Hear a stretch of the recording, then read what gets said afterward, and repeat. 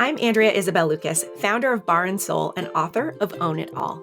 The Own It All podcast is all about how to stop waiting for change and start creating it. I interview inspiring folks and leading thinkers who share tips on how to make a difference in your life and the world around us. Listen in each week to harness your power, maximize your time, manage boundaries, rock your career, health, relationships, and be an ally for causes that matter. We'll help accelerate all you're capable of doing with practical advice, stories, and strategies. Get ready to own it all because your life belongs to you. Hi, and welcome to the Own It All podcast. Today, I am so excited to have our guest here, Kurtlan Massarsky. He is proud to have been with the Boston Alliance of LGBTQ plus youth, which is Bagley, for nearly 8 years as their first director of development and marketing. In this capacity, Kurtlan, who uses he, him, his pronouns, has had the pleasure of supporting, can I say queer for short? Yes, absolutely. LGBTQ plus youth leaders implement programs, policies, and systems that make Massachusetts and the world a better place to be. Outside of his work with Bagley, Kurtlan is an advocate for animal rescue organizations, an active member of his UU congregation, and involved in local politics with no plans, I might add, or desire to run for elected office. Kurtlan is a native New Yorker who now happily resides in a seaside town on the North Shore of Boston. And he attended Bard College and went on to work dynamic and diverse nonprofits like New York City Opera at Lincoln Center and Northeast Animal Shelter before coming to work with Bagley. He also heartily recommends the reading of fantasy and urban fantasy fiction and listening to Lizard People comedy and conspiracy theories podcast, and knows a lot of interesting and weird facts about crows and is generally delightfully nerdy, which is why I invited you to be here today. Welcome, Kurtlan. Oh, thank you so much. It's really a pleasure to be here. When you hear, it feels like that this is your life moment. And I'm like, wow, I really see what I place importance on now. Okay, cool. You're seeing like the whole slideshow, the montage of images going by. You don't have my mom with you, right? Because we're just going to hear a litany of everything I've done wrong, right? Well, I didn't have enough time to get into all of that. Okay, all right. So I do want to start out. That was one thing that I learned. So Kurtlan and I met at an event called Boston Talks, which was hosted by WGBH Public Television here in Boston. And one of the things I learned is that you use LGBTQ plus and queer interchangeably. I have to say queer is much easier to say if acceptable to use. Yeah, I mean, it's one of the beautiful and amazing things about language is that it evolves, and there's this societal or cultural usage of terms, and we are all interchanging what the words that we use for whatever the situation calls for. So for me, since college, queer has always felt like the term that best suits who I am, what I am, how I identify. When I'm talking about communities rather than my own individual identity, I tend to say queer and trans just because there are straight trans people. And then, when I'm a little bit more formal or, writing a grant or something like that, I do tend to use the longer acronym. But I think for our conversation, especially as we talk about owning allyship and kind of the state of affairs today, queer and trans is a very accessible and good place to start. Okay, awesome. Queer and trans. So that is one of the reasons why I invited you to be here today and that I was just excited to chat with you is, it's June. It won't be June by the time this airs, I think. But at the moment, it's June. It's been Pride Month. We've seen a lot, I would say, honestly, a spike in allyship, if that's what you call it. Mm-hmm. And I just wanted to take this opportunity to help our listeners who might be interested in being an ally or improving, how they can be an ally. And I just want to take a moment to learn more from you about what we can do to help others that might be affected by discrimination and things that maybe our listeners don't have to deal with, but that they care deeply about and want to make a difference. Yeah, I mean, I think I sort of I was in the middle of thanking you and then tried to make a joke about my mom. So sorry, mom. But I was so deeply appreciative when you reached out with this idea to partner together on doing this podcast, because I think you have an important platform, and I think this is actually a great demonstration of allyship. So if we're looking for an object example here, this is giving folks with different paths and experiences a platform, is a great way to display and own allyship. Um, and I think your assessment, that there is currently sort of a wave Mm. of increase, or an increasing wave of allyship, is absolutely true. I think the other side of that is that it's in direct proportion to levels of both institutional and individual, systemic, etc., oppression, problematic stuff. I mean, it's hard to find a term that doesn't sound too clinical, but we are looking after an unprecedented era of advancements for queer and trans rights, coupled with pretty much unprecedented times of cultural inclusion and acceptance. We have seen a marked downturn and reversal, and in some cases, I mean, reversal isn't even necessarily a severe enough term, where we are seeing with this more visible allyship, we are seeing more opposition, Mm. Yeah, and it's backlash. yeah, backlash, exactly, and it's not confined to a geographical or a political ideology. It can exist and does exist across the board and across the country. I agree. So let's just take a moment and talk a little more about what you do, who you serve, Mm. and like how does this show up in the lives of the people you serve? What does it look like? So I'm in this sort of dream state for the last 8 years. So as you mentioned, I work for the Boston Alliance of LGBTQ plus youth, or Bagley, and Bagley has the distinction of being the largest and oldest LGBTQ plus youth organization in the country. We're about to enter our 40th year, which means that we were incorporated in 1980.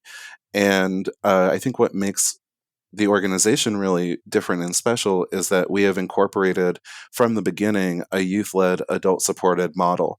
Now, that of course has shifted and changed throughout the decades that we've been around, but it remains at the core of how we design programming and services, and how we incorporate leadership of the organization. So, for a very brief sketch, Bagley existed before the AIDS crisis, before any legal protections, before really much, if any,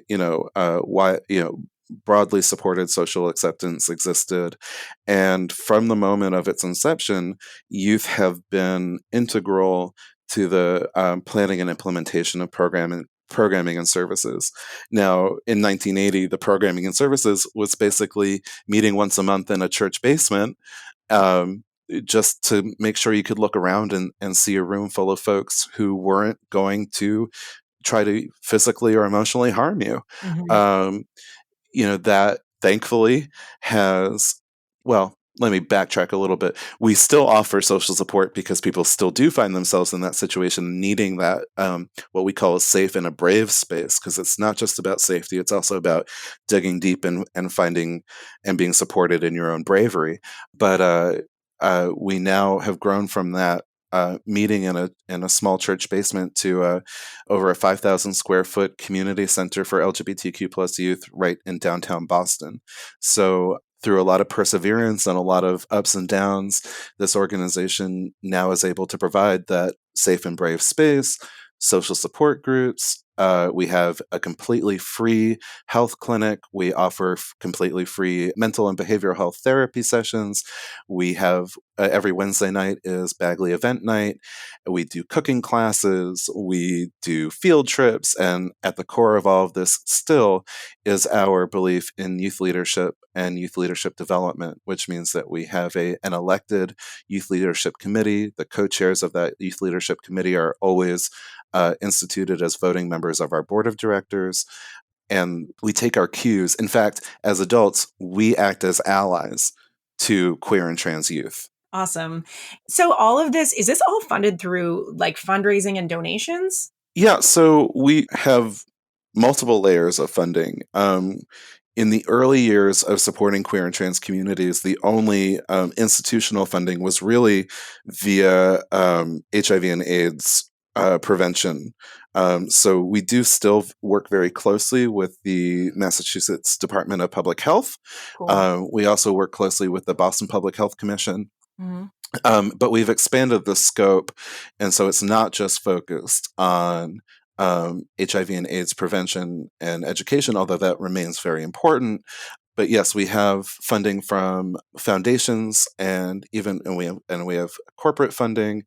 And I would say what for me as a staff person, and also when I meet monthly, if not more, with our youth leadership committee, what always tends to make a tangible or visible difference on the faces of the youth leadership committee is when they realize how many individuals take the time, energy, and money to support their work here and their work in the community.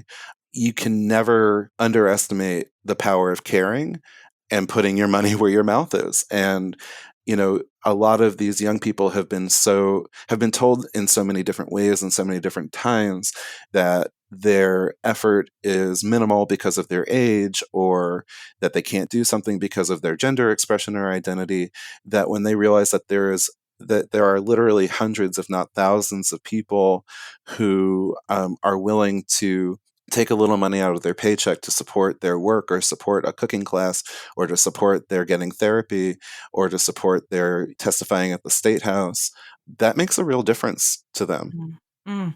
It's so interesting because we had in the last season on the podcast Tabitha St. Bernard Jacobs, who is the leader of the youth sector of the Women's March. And Oh, awesome. Hmm. yeah, and you and I were chatting, and I was saying like how the youth are the future. And you were like, yeah, and they're like the present. They're not just the future. I was like, oh yeah, that too.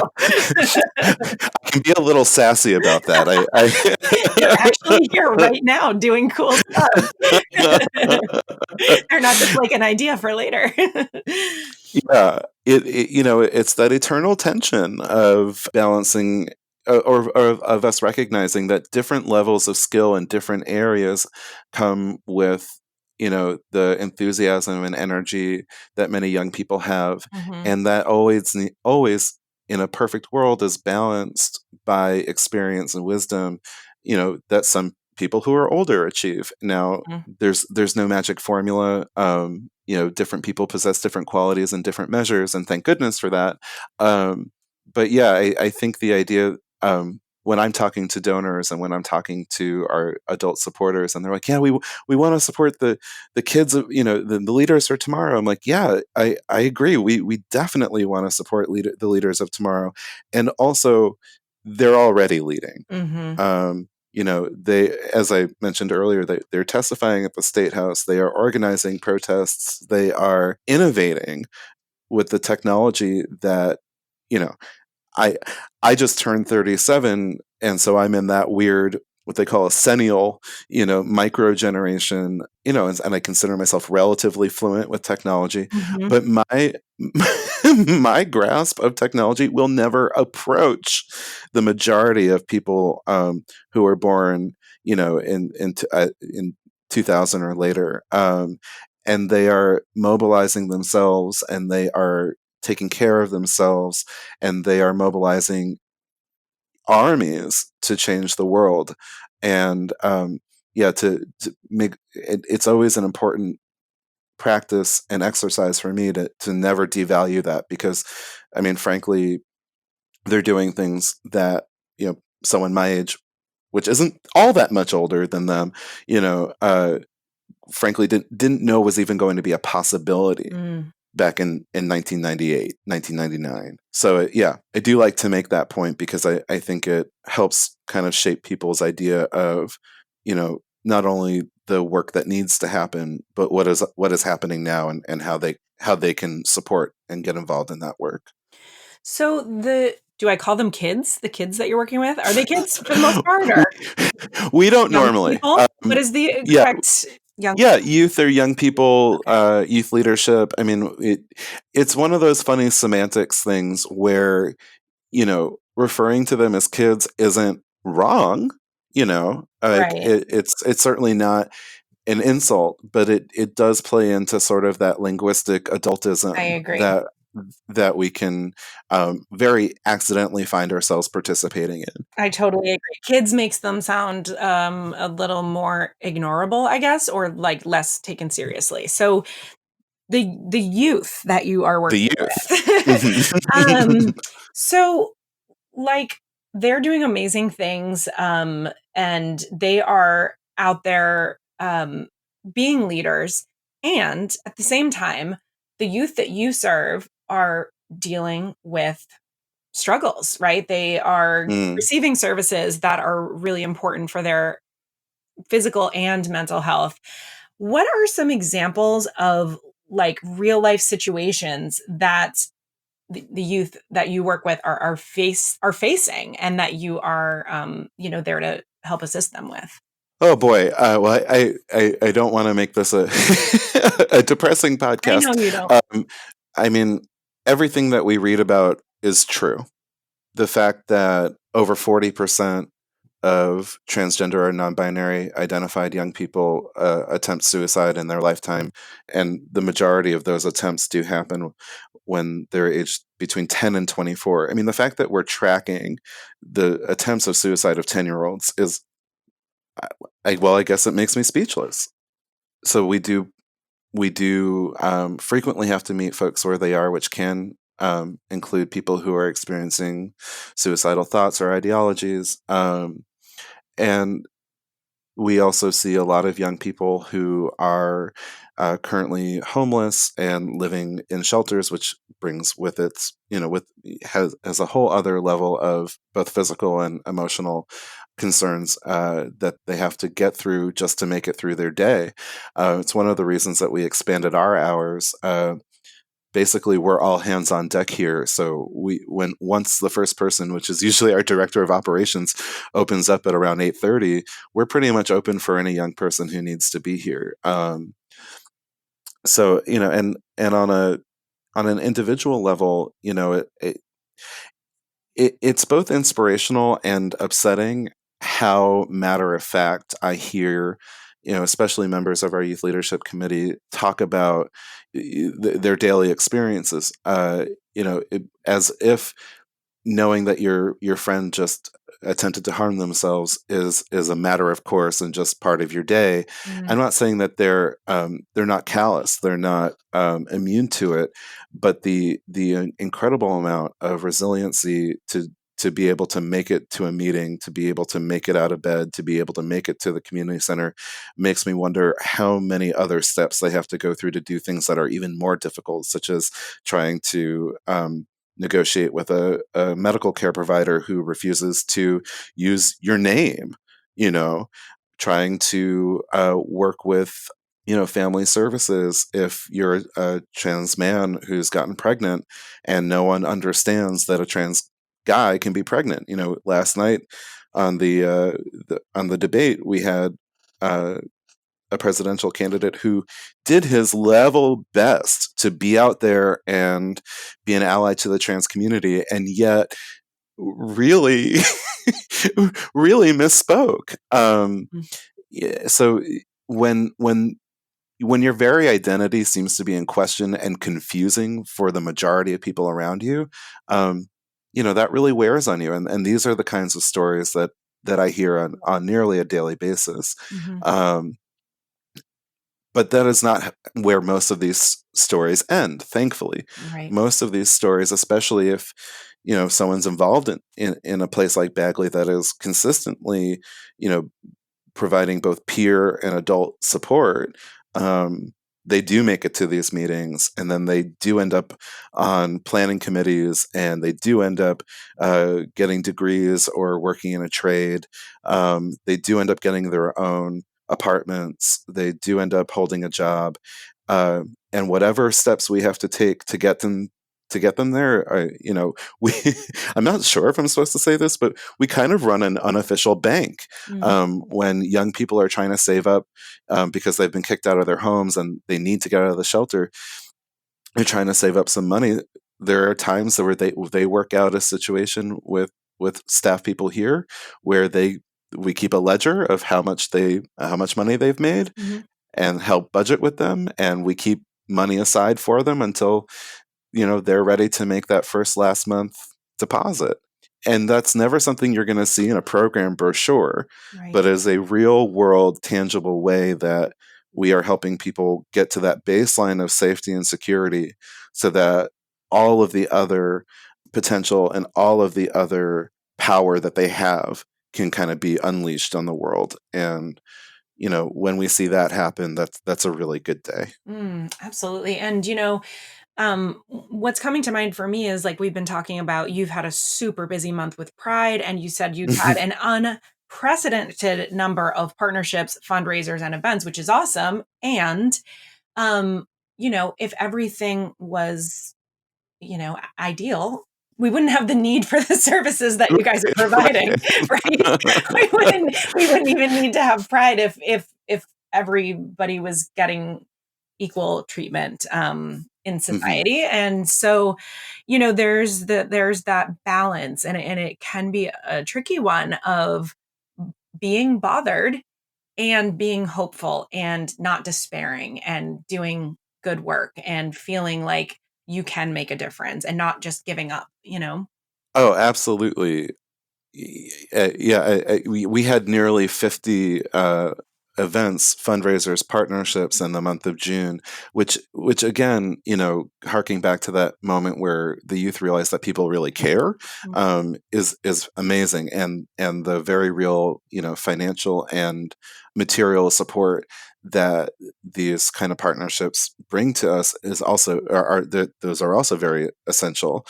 And we also have to recognize that the reason there are so many is because we are looking at an uncharted territory as far as what does it mean when both social and cultural attitudes and policies, procedures, and laws are taking a backslide. It was not very long ago that there was a report being like the millennials are the gay generation, and more millennials than any other generation identify among along the spectrums of both sexuality and gender identity and expression. And most recently, studies show that there has been a very quick and steep decline in support for Mm, queer and trans communities.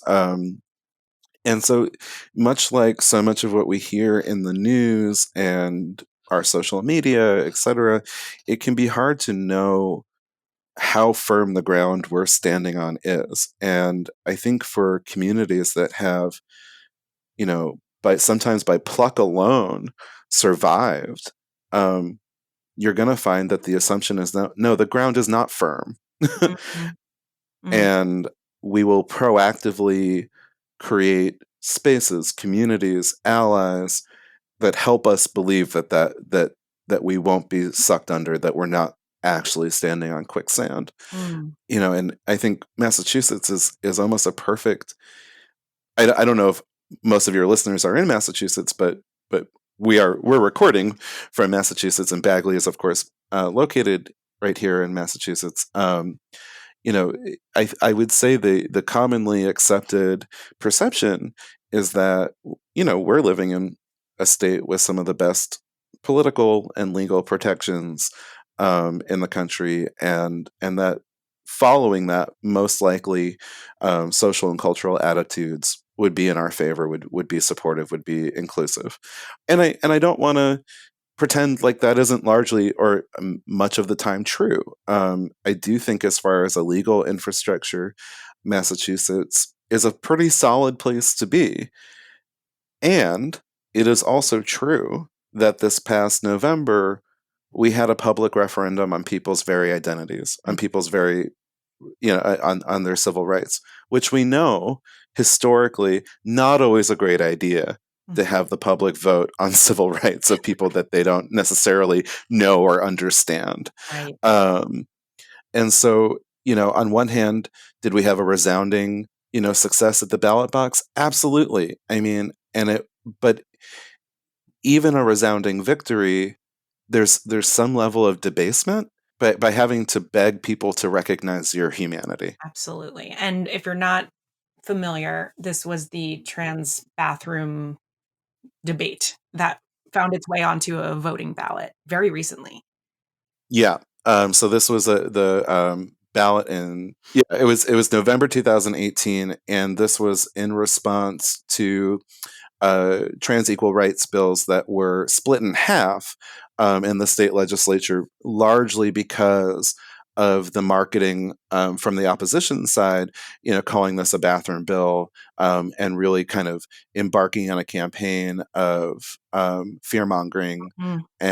and targeted violence, frankly, where absolutely from every angle, and no matter who the person doing the study shows that none of this presents any sort of critical or real threat. But they managed to split it at the state level. So some protections were granted back in 2014 and signed into law by Governor Deval Patrick. The second half of the bill, which really kind of rounded everything out and allowed for free use of public accommodations, which are not just bathrooms, they're libraries, Yeah. there are stores, they're any place that we are supposed to be able to enter and be ourselves in. So that was actually signed into law by Governor Baker. And then this ballot question was very quickly mobilized to take those rights away. Mm. Um, It's so degrading that we even had to have that conversation. Right. And this is an area, kind of always trying to anchor back a little bit to the idea and topic of allyship and owning it. Mm. This is an area where I have had to and continue to have to continually educate myself, continually look at my own level of privilege, look at my own, assumptions, and I'm very fortunate to have close friends who have been guides, but I also don't want to put too much on them. So, I do a lot of research and reading and education on trans and non-binary issues because that's not part of my identity. Mm-hmm. And it's a very important reminder for me not to participate ever in the oppression Olympics. We are both bound by commonalities and celebratory of our differences, but I cannot celebrate the differences if I don't understand them, Mm-hmm.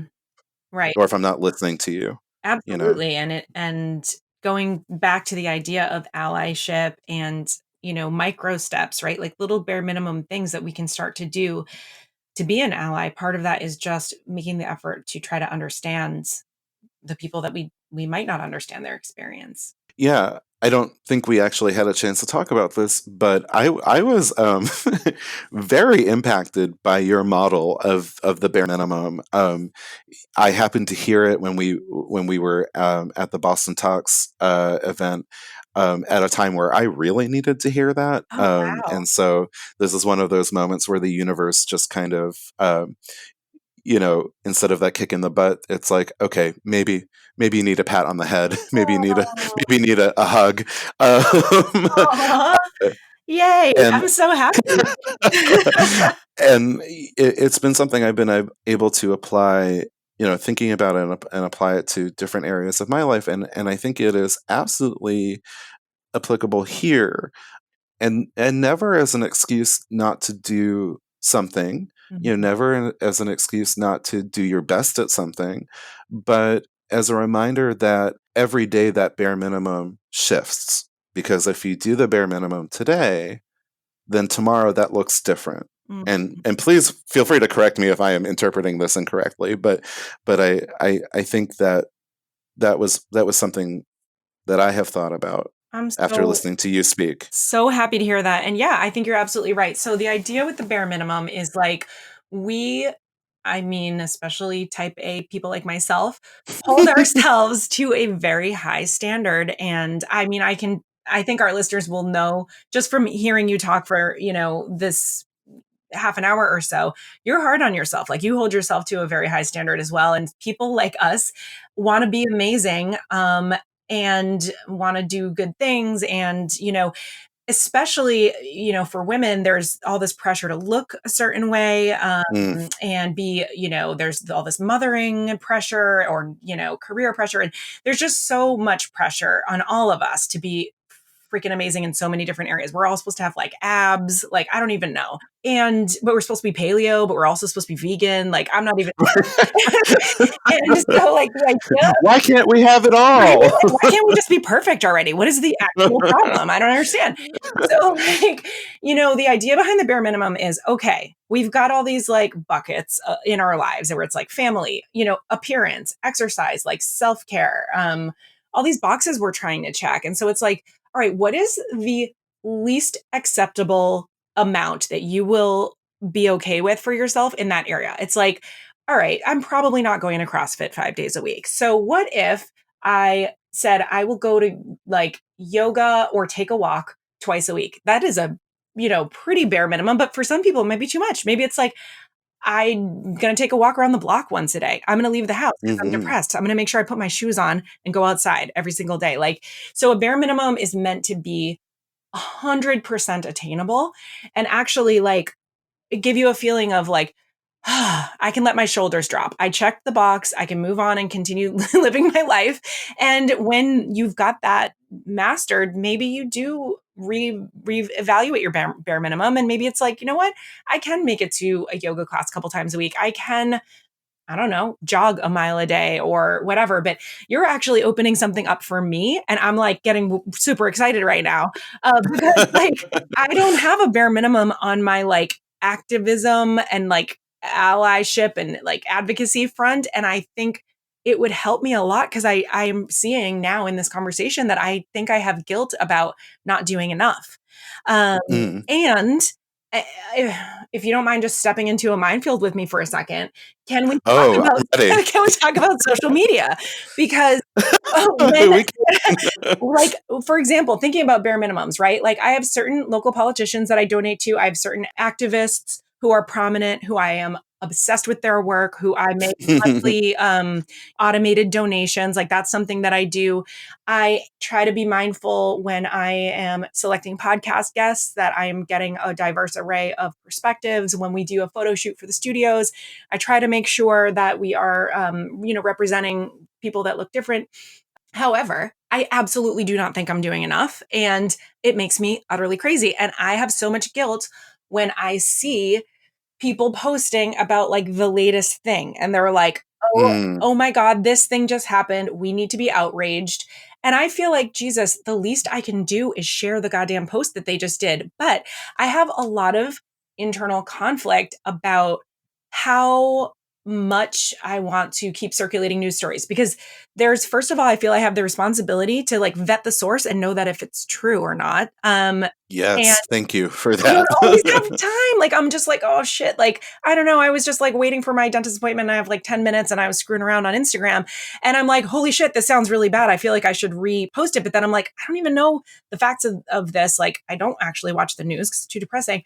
So like, what are your thoughts on, because we could get into this whole idea that like you're preaching to the choir, but then like I was interviewing Nick North for the podcast, who's a trans man. And he was like, even if you think it doesn't need to be said, say it. Like it helps. Please believe that, like, just say the thing that you think seems obvious. So I feel really a lot of internal like guilt and struggle about that. What are your thoughts? Hey, it's Andrea again. Can I help give you the courage to own your life? Want to redirect your time towards the goals and experiences that really matter? Get your copy of my book, Own It All, on Amazon. Heart Manifesto, workbook, and expert interview collection. Then, let's connect on Instagram, Facebook, or Twitter and continue the conversation. Find out more at AndreaIsabelLucas.com. Oh, I mean, well, so many thoughts. One place my brain went immediately was outrage porn, because what good is a podcast if you don't talk about porn at some point? Right. Check that box. That was my bare minimum for the day. Thank you. Right. Yeah. And I will say that it always kind of makes me think of, I want to say it was Justice Stewart. He was on the Supreme Court and they were litigating, I guess, obscene material or something. And, you know, I'm paraphrasing, I'm sure, when he said something like, well, I can't define what pornography is, but I know it when I see it. And so I think we have to really do a lot of our own gut check-ins and frequently rely on our intuition when, or at least ask us what our intention in a moment is. And I think that's a really good first step that is definitely applicable to allyship in general, which is before I ask my friend a question or before I share this article or, you know, before I do X, Y, or Z, what is my intention? So if my intention is to learn, you know, and for me, that might be around issues of racial equity, gender equity, trans equity.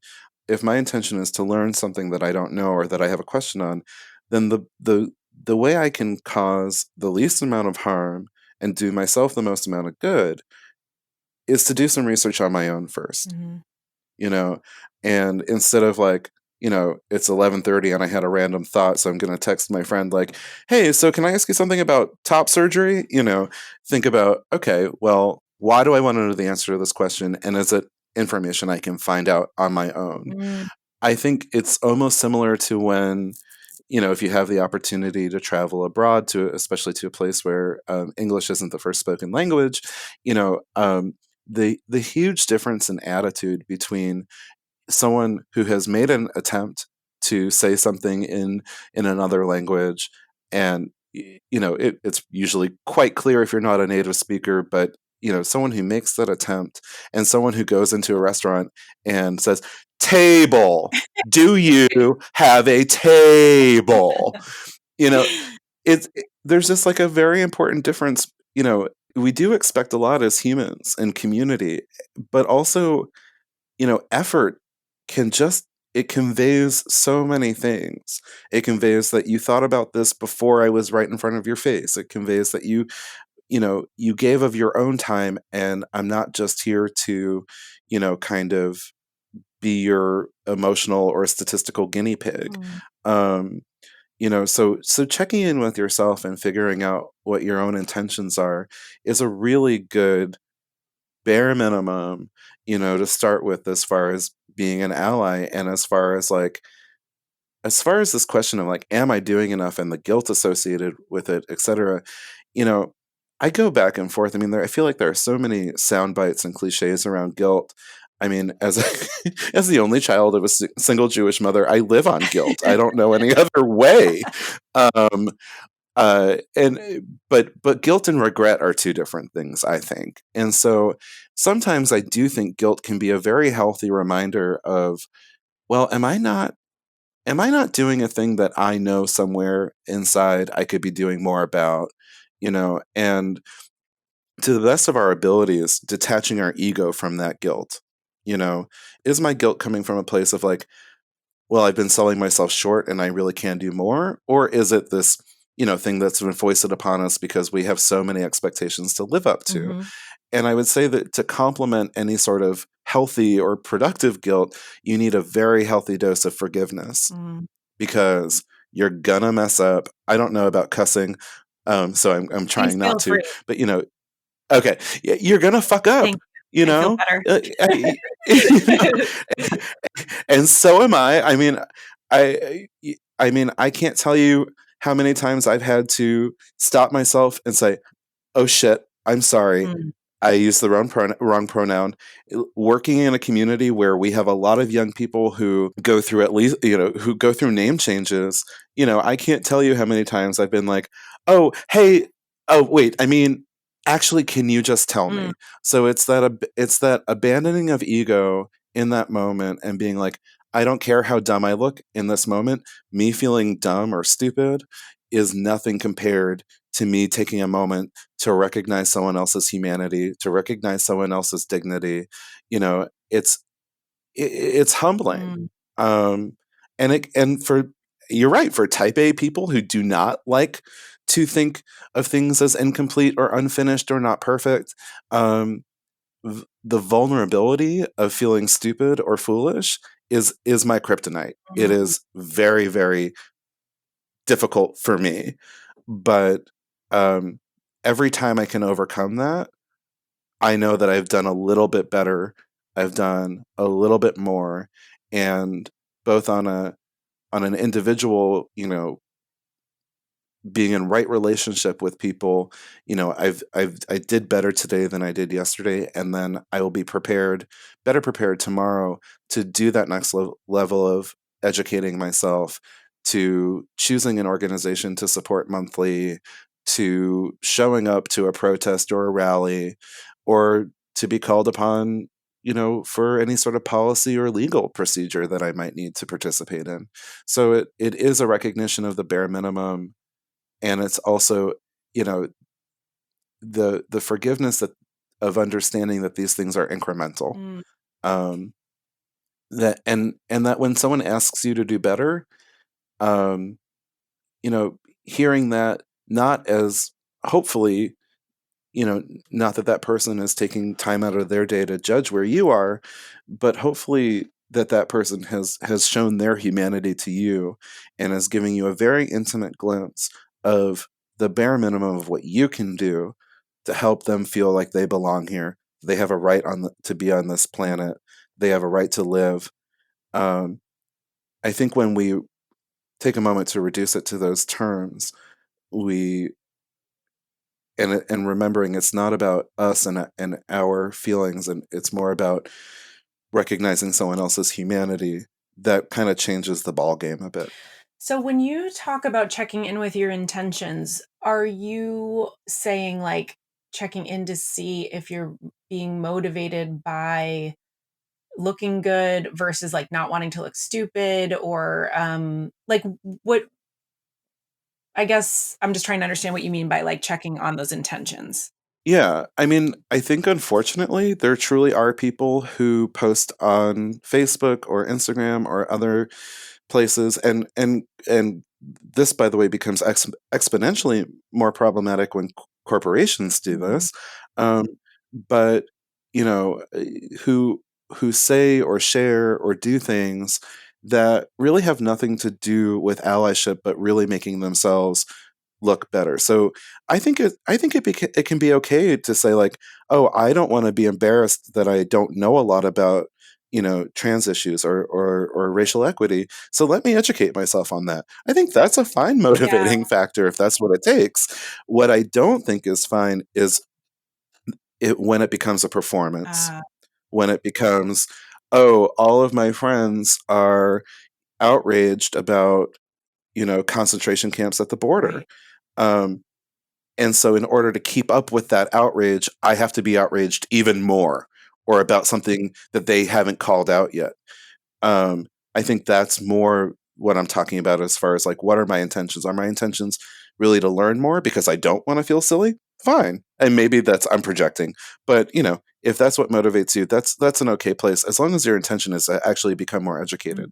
If your intention is to be performative, if your intention is to, you know, more radical than thou, your friends, then you need a timeout. Right.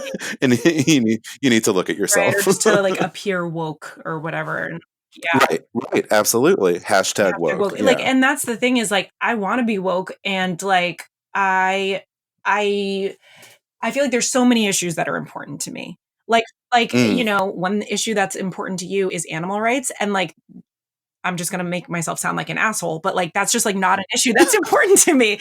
I just like, I can't be bothered about everything. Like, I can't have everything destroying my soul all the time. Like, I'm already really concerned about, so many different groups of people that I'm just like, I can't even go there. Even like the environment, like, I know I'm supposed to care a lot, but like, it's probably more important than anything. But like, I can't be woke about everything. Like, and as far as like this is a great example about like the concentration camps at the border situation. Like, yes, I want to know more. Yes, I want to be on the, quote unquote, right side of history. Like, there is no question about it.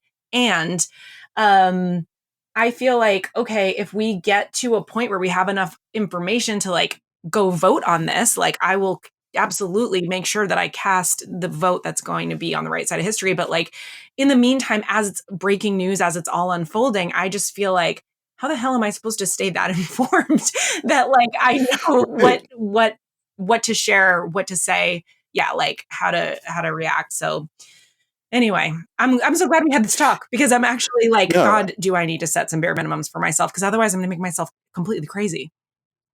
Well, and I think many of us have already done some damage to ourselves in that regard. And I was just thinking about WBUR just had a piece where, and again, apologies WBUR if I'm getting any part of this wrong, but I'm pretty sure the gist of it is that news consumption in the last 2.5 years, so you can draw any conclusions you'd like about any timeline elections that may have happened in that time, but news consumption from sort of documented or credible news sources has dropped about 30%, and they credit some of that to this fatigue and this hopelessness that we feel because we are truly being bombarded, whether they are manufactured crises or not, whether regardless of where you are in the political spectrum,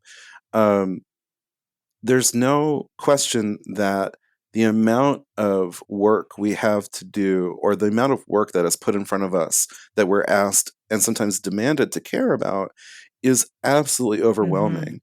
And I'm not sure, and I'll be perfectly honest about this, I'm not sure that people in the spheres that I roam, I don't know that we have found a really great resting point to do what you just described, which is set those bare minimums and then not be judged on those bare minimums.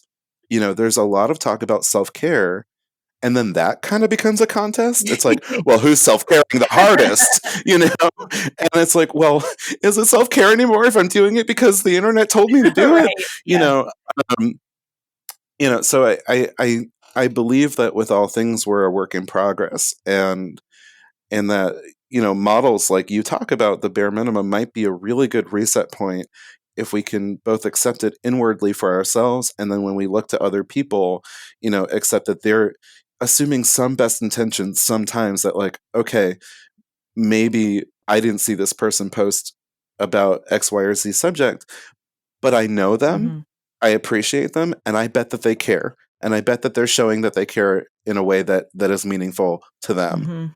And, I think it's very hard for, historically oppressed communities and populations to make that assumption of best intentions, because historically it hasn't been true a lot of the time.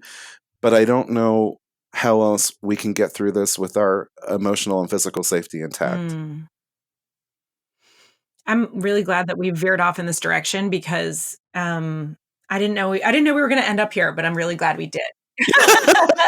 I think the struggle is real. It's always a journey. Yeah. I mean, last time we spoke, I found out that crows can recognize human faces because Kurtlan is a wealth of interesting facts.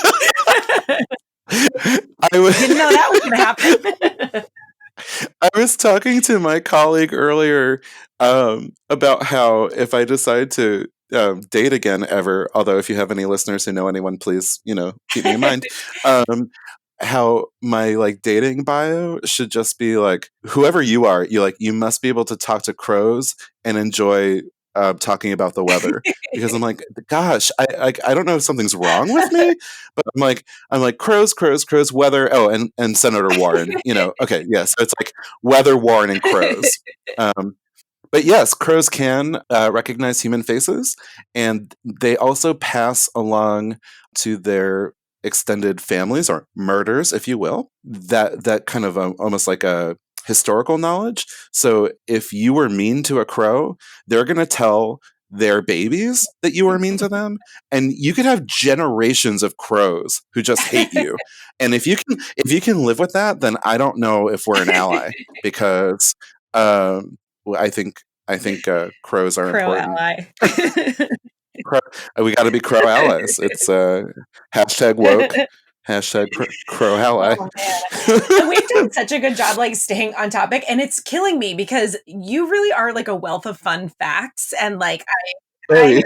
I learned so much interesting stuff talking to you, even just like a fun celebrity connection babysitter you once had who will remain unnamed. We won't go there, but happens to be someone I idolize. And like, you're just, and now you're like off to Eastern Europe because you used to live there and like all this interesting stuff that is just unique to Kurtlan. Well, I really do owe a big thank you to my uncle Leonard, who started a newspaper called the East Village Eye, through which, in my very young childhood in New York, was able to meet such personalities like RuPaul and Keith Haring, and also I hope really exposed me to so many walks of life that a lot of people don't have the opportunity to do.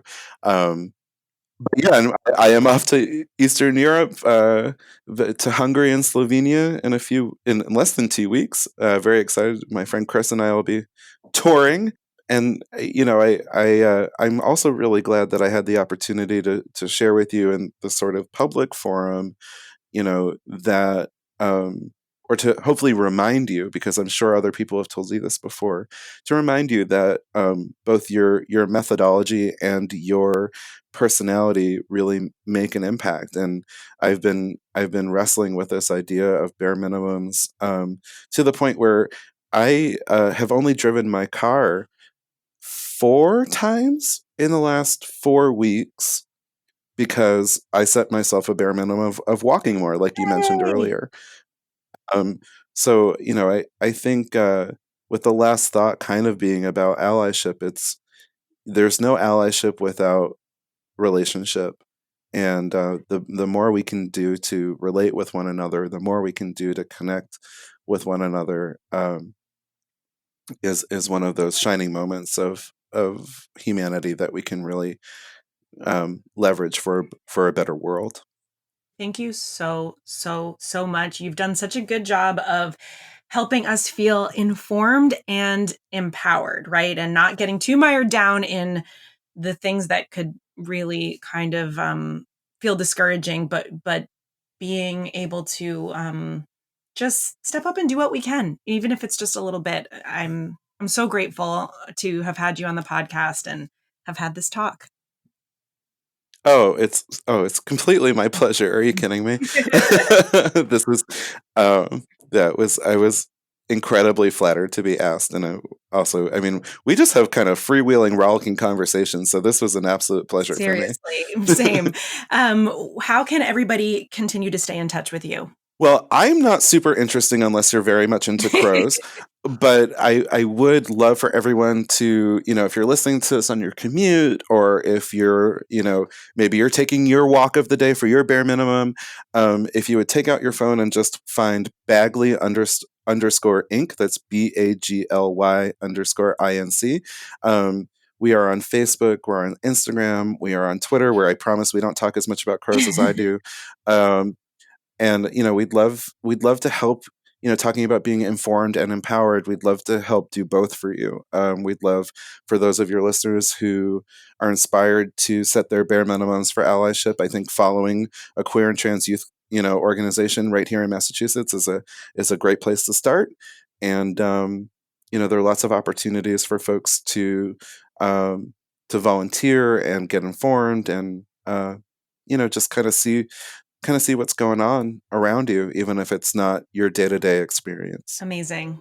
Thank you so, so much. Oh, thank you. Bye. Bye.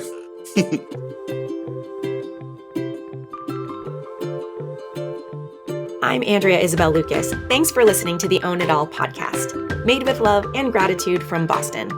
If you liked what you heard, subscribe, rate, and review on your app. Then, connect with me on social media for more helpful tips and techniques. I'd love to talk with you there. Or maybe I can motivate your team at a conference, retreat, or special event. I'll be back next Wednesday with a new episode. See you then.